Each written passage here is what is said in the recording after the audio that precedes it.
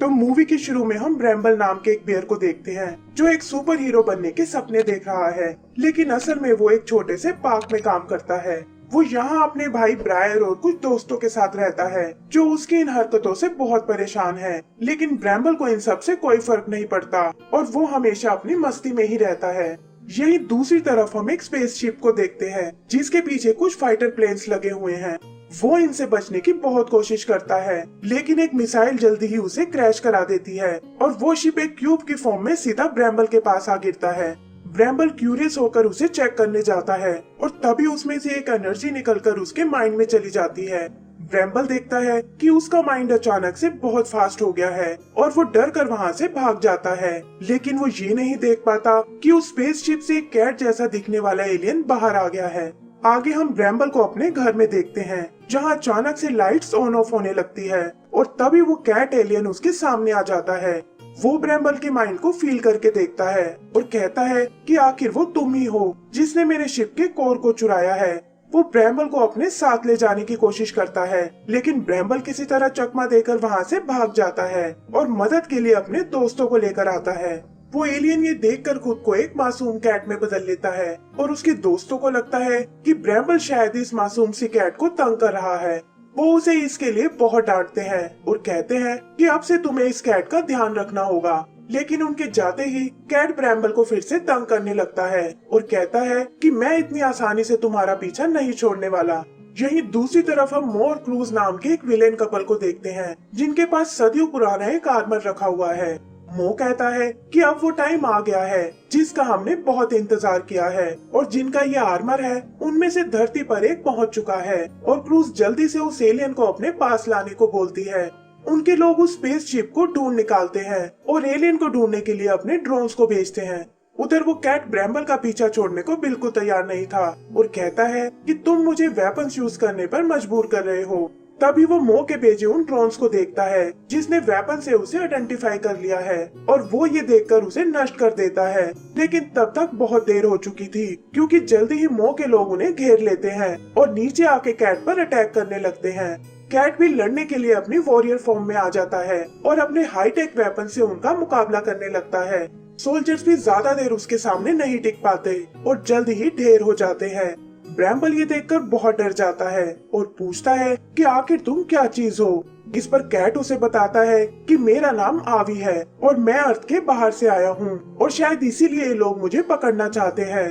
वो ब्रैम्बल को डराने की बहुत कोशिश करता है कि अगर तुमने मेरा साथ नहीं दिया तो ये लोग इसी तरह आते रहेंगे और इससे तुम्हारे भाई और दोस्तों की जान भी खतरे में आ जाएगी। ब्रैम्बल भी ये सोचकर डर जाता है और पूछता है कि आखिर मुझे क्या करना होगा। तब आवी उसे बताता है कि शिप के कोर की एनर्जी तुम्हारे माइंड में ट्रांसफर हो गई है और इसी की मदद से तुम मेरे शिप को ढूंढ सकते हो। वो ब्रैम्बल को अपने माइंड पर जोर डालने को कहता है और इससे जल्दी ही उन्हें शिप की लोकेशन मिल जाती है जिसे मो के लोग क्रश करने ले जा रहे हैं। यही मो भी ड्रोन की मदद से उन्हें देख लेता है और अपने सोल्जर से कहता है कि हमें शिप की बजाय उस कैट को पकड़ कर लाना होगा। उधर आवी और ब्रैम्बल उस गाड़ी तक पहुंच जाते हैं जो एक लॉटरी शॉप के बाहर रुकी हुई है, लेकिन आवी देखता है कि उसके सूट की बैटरी खत्म होने वाली है। ब्रैम्बल वहां तक पहुंचने के लिए एक लड़की का भेष बनाता है, लेकिन उनका ये प्लान बिल्कुल काम नहीं करता और वो भागकर वापस आ जाते हैं। वो गाड़ी भी जल्दी ही आगे बढ़ जाती है और आवी ये देखकर अकेले ही उसका पीछा करने लगता है, लेकिन उसने इतना ट्रैफिक पहले कभी नहीं देखा था और इसी वजह से उसका एक्सीडेंट हो जाता है। तभी उसकी नजर टीवी में एक डायनासोर पर जाती है और वो डर कर अपने वेपन्स निकाल लेता है। लोगों को लगता है कि ये शायद कोई मॉन्स्टर है और जल्दी ही उसे पकड़ने के लिए पुलिस वहां आ जाती है। आवी अपने डिवाइस को यूज करने की सोचता है, लेकिन देखता है कि उसकी बैटरी खत्म हो चुकी है और अब उसके पास बचने का कोई तरीका नहीं है। तभी उसकी मदद करने ब्रैम्बल वहां आता है और एक रस्सी से पकड़कर उसे अपने साथ ले जाता है। आगे वो उस ट्रक को एक स्क्रैप यार्ड में ट्रैक करते हैं और देखते हैं कि वो लोग उसे क्रश करने वाले हैं। बचते हुए वो किसी तरह मशीन को रोककर शिप के अंदर पहुंच जाते हैं और आवी ब्रैम्बल से कहता है कि अब कोर की पावर से तुम्हें इसे स्टार्ट करना होगा। ब्रैम्बल भी ऐसा ही करता है, लेकिन इससे पहले कि वो शिप को स्टार्ट कर पाए, मो के आदमी मशीन को दोबारा शुरू कर देते हैं।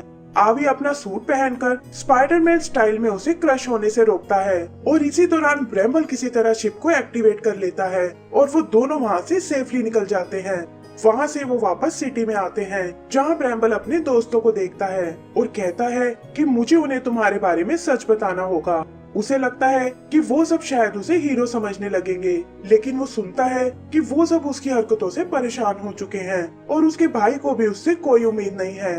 ब्रैम्बल ये सुनकर उदास हो जाता है और उधर दूसरी तरफ हम आवी को देखते हैं, जो खुद भी अपनी फैमिली को बहुत मिस कर रहा है।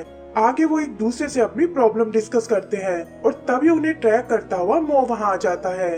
वो दोनों अपना शिप लेकर वहाँ से भाग निकलते हैं और यहाँ अचानक ब्रैम्बल को एक विजन आता है, जिसमें उसे कुछ क्यूब्स और एक नेकलेस दिखाई देता है, जो सामने से आ रहे एक बड़े से शिप के अंदर है। पता चलता है कि ये असल में उस विलेन कपल का शिप है और रावी उन्हें सबक सिखाने की सोचता है। वो उन फाइटर प्लेन से बचते हुए शिप के अंदर पहुंच जाते हैं, जहां आवी बताता है कि ये क्यूब्स उसके शिप के ही पार्ट है और ब्रैम्बल उन्हें दोबारा शिप से ज्वाइन करने लगता है। आवी उसे वहीं छोड़कर उस नेकलेस को लेने जाता है, जो पास ही के एक दूसरे रूम में रखा हुआ है, लेकिन वहाँ एक फायरफ्लाई उसे ऐसा नहीं करने देती और उसकी ब्लास्ट से उसका सूट डैमेज हो जाता है। तभी मो की वाइफ क्रूज वहाँ आती है और कहती है कि ये फायरफ्लाइज मैंने खास तुम्हारे लिए ही बनाई है। मो भी जल्दी ही वहाँ पहुँच जाता है और क्रूज आवी से कहती है कि हम तुम्हारा सीक्रेट जान चुके हैं, लेकिन अगर ये नेकलेस पाना चाहते हो तो तुम्हें हमारे लिए एक काम करना होगा।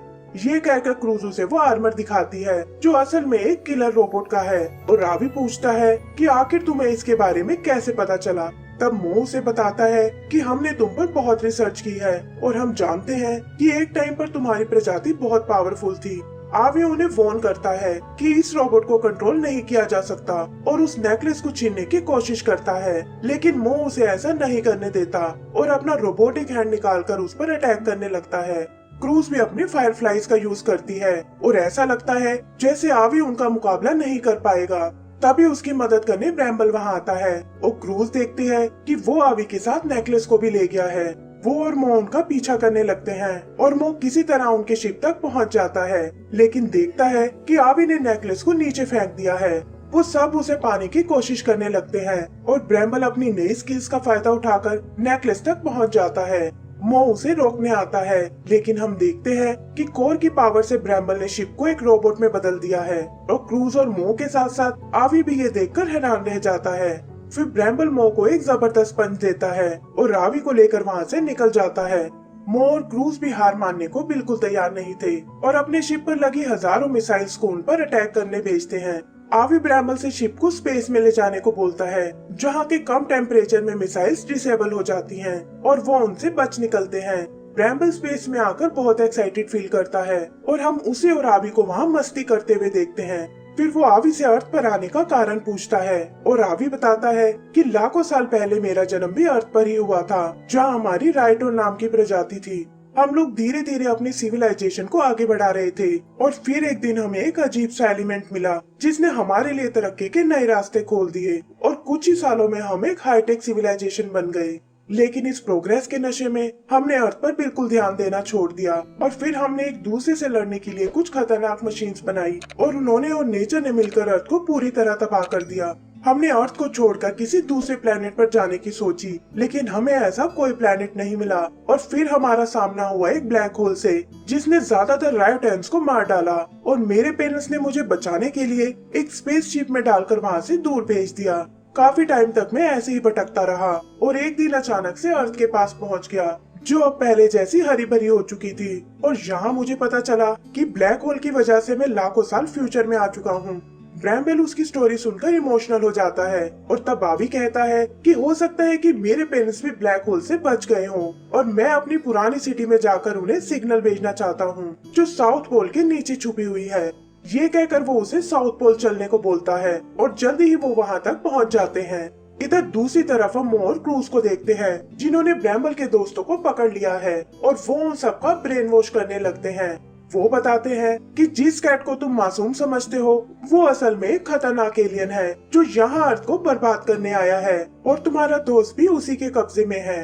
ये सुनकर वो सब भी उनका साथ देने को तैयार हो जाते हैं। तभी एक सोल्जर उन्हें बताता है कि आवी और ब्रैम्बल उस केव तक पहुँच चुके हैं और हमारे सोल्जर्स भी उन्हें नहीं रोक पाए।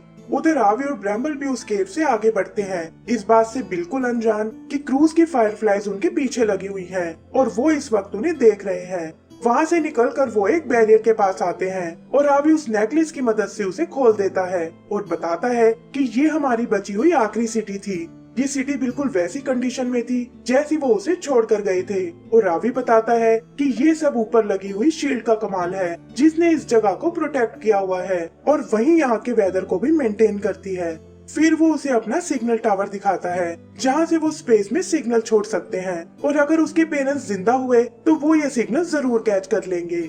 यहीं हम नीचे छुपी हुई उन फायरफ्लाइज को देखते हैं जो शिप से निकलकर उस शील्ड को नष्ट करने जाती हैं। लेकिन नावी और ब्रैम्बल को इस बारे में कोई नॉलेज नहीं है और नावी सिटी को देखकर अपने पुराने दिनों को याद करता है कि कैसे वो यहाँ खूब मस्ती करता था।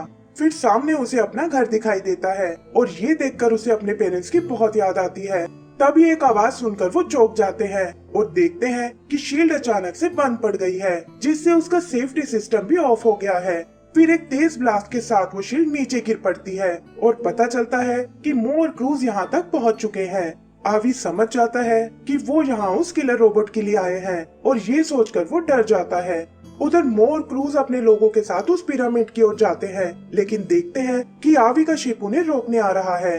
वो अपने लोगों से उन पर अटैक करने को बोलते हैं और खुद उस पिरामिड के अंदर चले जाते हैं। ब्रैम्बल भी बचते हुए शिप को पिरामिड में क्रैश करा देता है और क्रूज कहती है कि अब प्लान बी को एक्टिवेट करने का टाइम आ गया है।